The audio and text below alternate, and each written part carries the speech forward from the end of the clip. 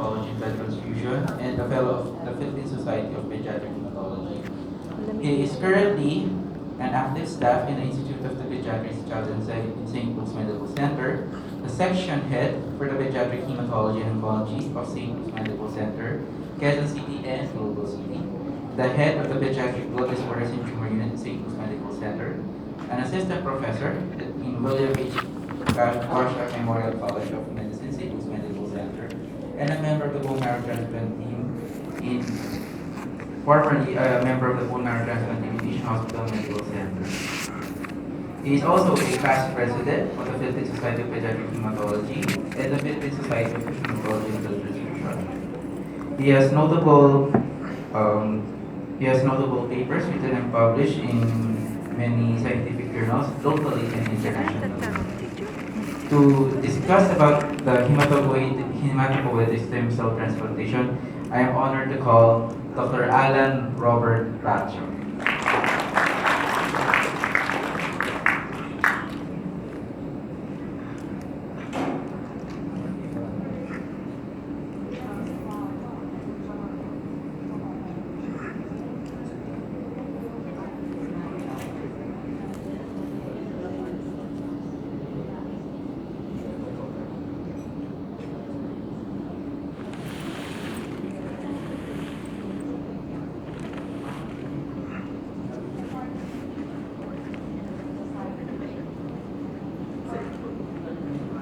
Thank you very much. I'm deeply honored to be invited to your convention today. I'm seeing familiar faces like Cespahe, Michael, and all the other staffs.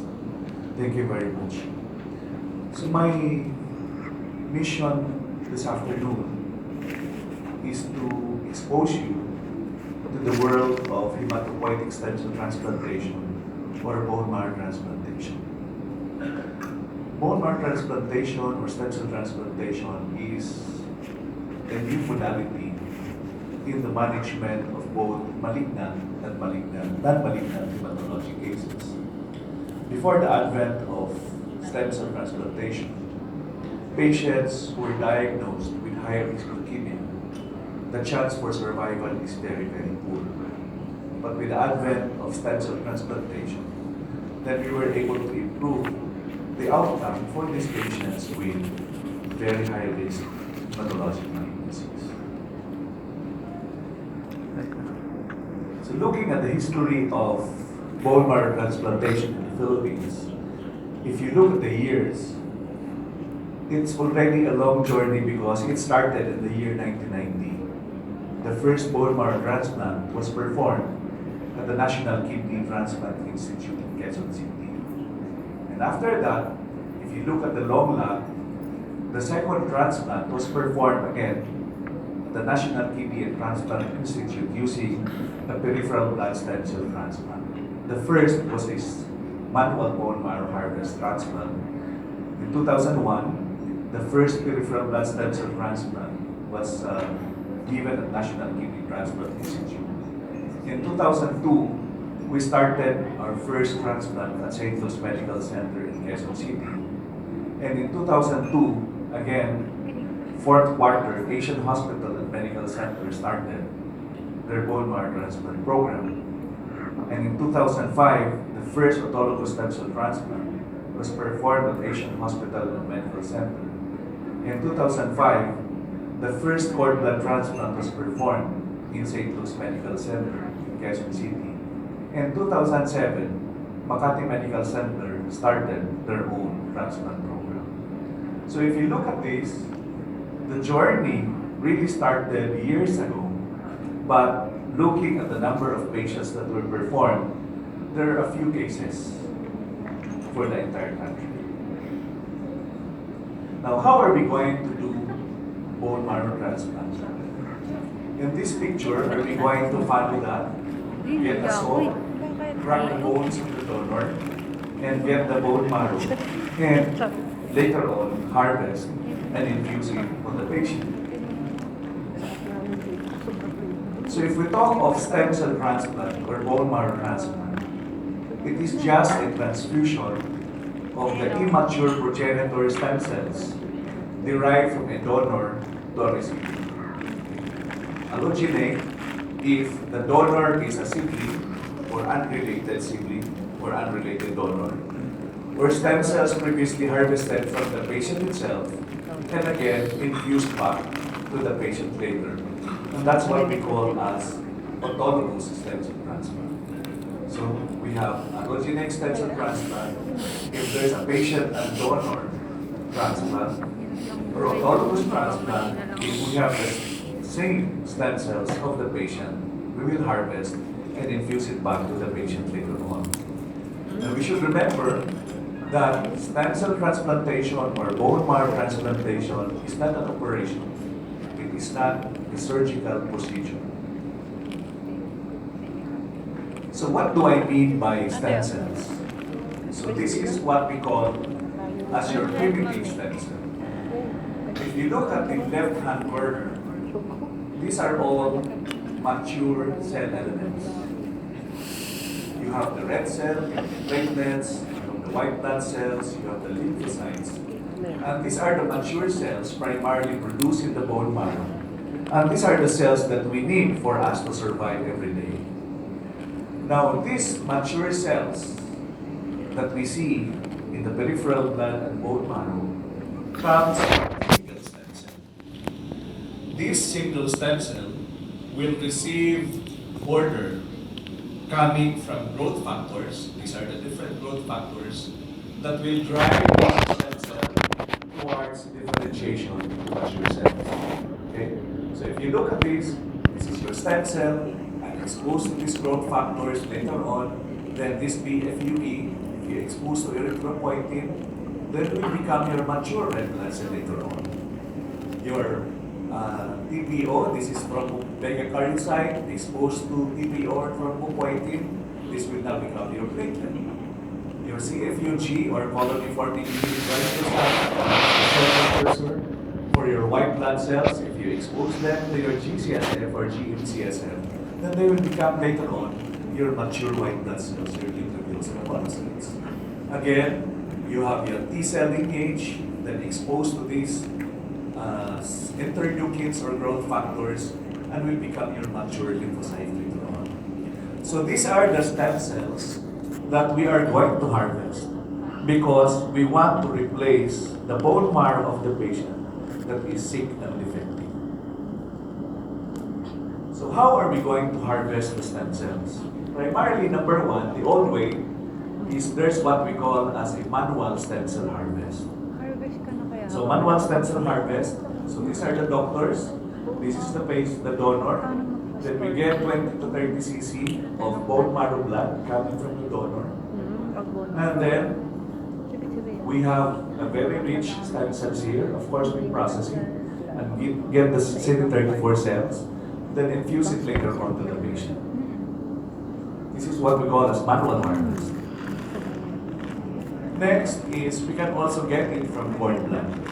Cord blood, the umbilical cord. Your umbilical cord is very rich with stem cells. So if you look at this, cannulate this umbilical vein, you can get as much as 80 cc of stem cells coming from this cord blood.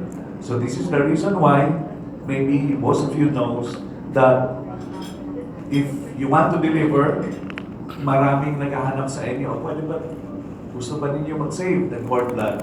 Because these are the source of stem cell that we can use later on to our patients. And third, we have what we call as pheresis.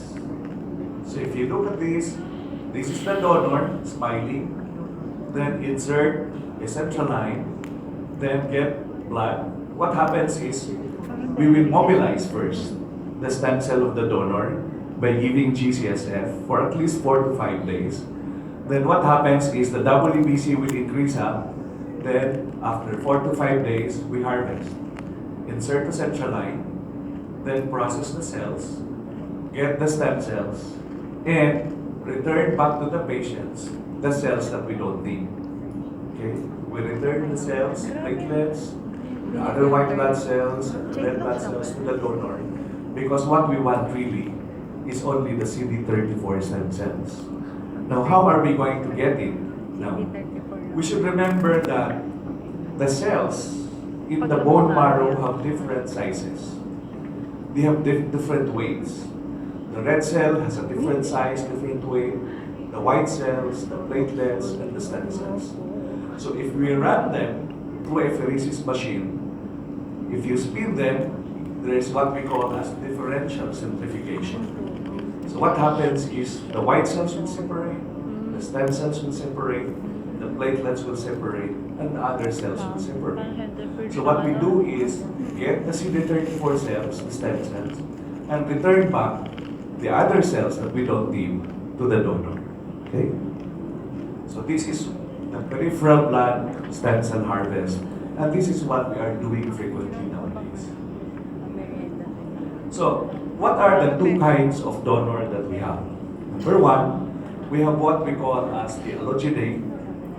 So when we say allogeneic, it could be a matched or partially matched sibling. You should remember that only 25% of your siblings could be a full house match. So 75% is not a match. Okay? So if you don't have the matched sibling, then we have what we call as unrelated stem cell donor. We usually get it from bone marrow banks. We don't have it here in the Philippines, but we can communicate with bone marrow banks in Singapore, Hong Kong, and Taiwan to check if we have matched unrelated donors. Then if not, then we can also use cord blood, as I've showed you earlier. Okay? Now, this is what we call as allogeneic stem cell transplant or allogeneic donor. The next is autologous donor. So when we say autologous donor, then there's no need for us to wait for a donor, because what we do is harvest your stem cells, freeze it, and then we will use it later on when we reinfuse into the patient itself. So these stem cells are harvested from the patient itself. So these are the sources. Allogeneic bone marrow or peripheral blood. So let's say allogeneic bone marrow, this is the manual harvest that I've shown you earlier.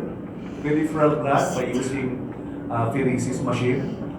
Then we have syngeneic bone marrow or peripheral blood stem cell. When we say syngeneic, we will be getting our stem cell coming from an identical twin. Autologous bone marrow donor coming from the patient himself. Autologous peripheral blood stem cell, again, by pheresis. We have umbilical cord blood stem cells. And nowadays, we have what we call as haploidentical stem cells. Before the advent of haploidentical stem cells, it is very hard to look for a donor, because as I have said, only 1 out of 4 can be a full match. So that was a limitation before, but nowadays we can already do haploidentical stem cell transplantation, wherein the mother, the father, or the sibling who is a 50% match could be a donor to the patient who needs transplant. So if you look at this is what we call as human leukocyte. So this is what we call as patient ID. So if you look at this is the patient, recipient, and this is the donor. Okay? So when we do this, what happens is we need to have as much as possible a full match in every loci, A, B, C, D, R, D, Q, loci of the recipient and the donor, of course, to prevent graft rejection